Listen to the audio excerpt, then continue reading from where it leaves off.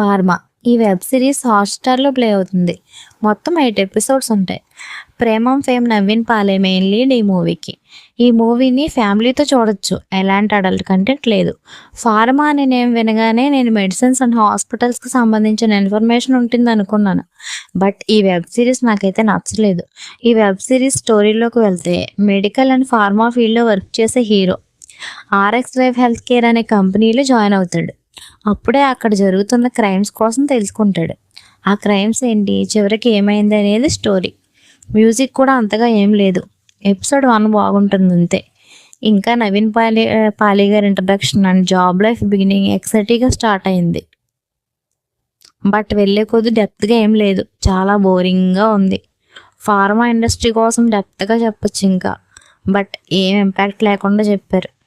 మెయిన్గా అయితే ఎమోషనల్గా కూడా ఏం కనెక్ట్ అవ్వలేదు. చాలా ల్యాగ్గా వెళ్ళింది స్టోరీ అంతా. ఈ మూవీకి నేను ఇచ్చే రేటింగ్ అయితే 2.5.